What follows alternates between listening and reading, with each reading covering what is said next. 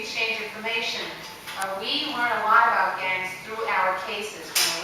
Or even just on the weekends. We want to make sure that you feel safe and that your family feels safe when you walk in this neighborhood. One of the things that I've been fighting for since day one, since I've got elected into the Assembly, was to make sure that that peace of mind was a part of you.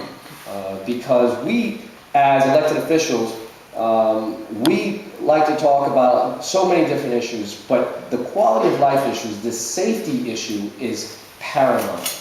If you don't feel safe in your community, what's going to end up happening is that you're not going to want to live in this community. You're going to want to move. You're not going to invite others to live or buy or rent in the community. We want to make sure, I want to make sure that Jackson Heights, Elmhurst, and Corona becomes a destination. A place where you can just, not only is it family friendly, but you can actually talk to your neighbors, talk to your friends, talk to those individuals outside of the area, and invite them in so that they can move. Invite them in so that they can buy, they can rent, they can build up the economy that we've been trying to curtail and reduce in our area. I've introduced legislation a couple of years ago to try to up the penalties for those individuals that are actually handing those cards out. My chief of staff in El was actually someone who has worked very hard in introducing and working on that bill to try to bring it on the floor and make it into law. We've been pushing for the last couple of years to make that into a reality, and hopefully we can do that next year. There's also been, when you walk up and down Roosevelt, you also hear the individuals that are asking people for Social Security. And the way they do it is sort of say social. And they're asking individuals if anyone is interested in buying a Social Security card. Several years ago, there was an article written by the now defunct New York Sun that quoted me as saying that Roosevelt Avenue is the mecca of false documentations.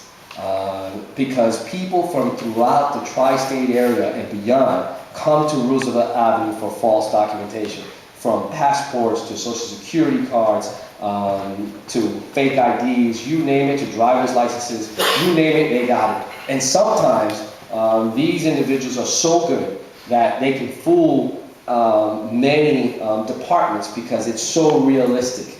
Especially there was a problem a few years back with the driver's licenses because they were so identical to what the Department of Motor Vehicles was handing out.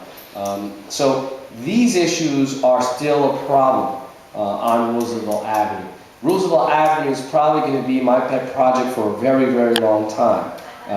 One of the things that I do want to do with Roosevelt Avenue is bring back the Roosevelt Avenue Task Force. For those of you who lived here several years ago, or decades ago, there was a task force on Roosevelt Avenue that was funded mainly by the federal government, but also the state and the city participated in funding that task force.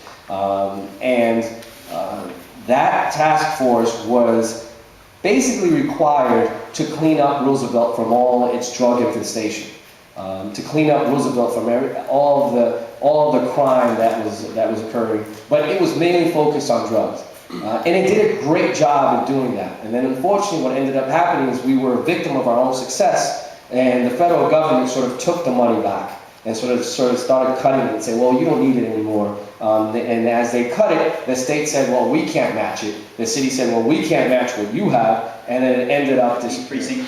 We are down to date 7.2% in all crimes categories. We're up in murders, 7 versus 3. 4 of those murders were domestic murders.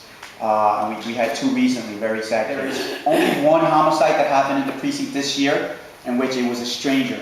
It was a robbery that went bad, and the poor person was pummeled to death, basically. The 7 homicides we have had in the precinct this year, every person committing those homicides have been arrested. There's not 1 homicide that is open. So we have closed every homicide case. The other 6, it was not a stranger. You know, it was someone that knew the other person that killed him. Again, so you know, we've all heard it, but you're more likely to be killed by someone you know. which is a shame, you know. Available 24, now who work 24/7, who are available 24/7 through a rotation that we have in the office. And those assistants are able to respond to crime scenes as soon as an incident occurs, to work with the police and help them either draft search warrants, subpoenas, conduct videotape confessions of suspects or persons that are arrested on cases. So we work round the clock. And again, we're here to serve the communities. Within my bureau, again, it started in the 1990s, we began to see the presence of gangs in our communities. We began to see these young people wearing beads and colors when they went to school. And we began to look at them closely back then. And we did that with a partnership with the New York City Police Department. The police department, believe it or not, has been ahead of the game when it comes to combating gangs in our community. We work very closely with the Queens Gang Squad, and it's a group of police officers who are dedicated to looking at the gang problem in every community in Queens. And they do that. I was lucky enough to be appointed to economic crimes back in 2004, and I think at that time, identity theft was the main concern. Our focus still continues to be on that, but it's much greater. My bureau handles not only arrests but investigations. We handle cases involving identity theft, credit card fraud, check fraud, money laundering, counterfeit trademarking, fraudulent documents, elder fraud, unlicensed practice, counterterrorism. I could probably keep going for another 10 minutes with the different cases we handle. One thing I do want to mention is that our counterterrorism unit, now we're not out there as the federal government is doing, necessarily hunting down terrorist cells. We are trying to help out at a more localized level. And a long time. I'm very fortunate, really, because I've surrounded myself with a lot of very good and talented people. As a matter of fact, more than 50% of the assistants that I have been with me more than 10 years. And that gives my office a great deal of stability and an understanding of what's going on. As many of you know, I spent a fair amount of my career in Albany. I worked with the legislative leaders in both the Senate and the Assembly. Back in the 1960s, I was New York City's legislative representative in Albany under John Lindsay for 4 years, and then I went back up to serve as counsel to Governor Carey. And I like to think I know a little bit about what it is that makes good legislators tick, and how important it is to have good people up there to represent their communities. Certainly Jose is well up on that list. He does a great job for this community, and he deserves a good pat on the back for all of that.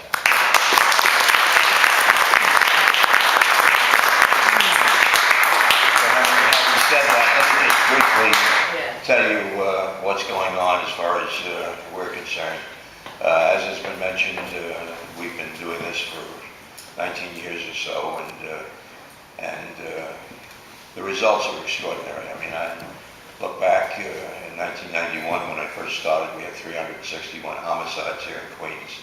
I checked this afternoon before I came here tonight, and we're at 83 this year, with 3 weeks left to go.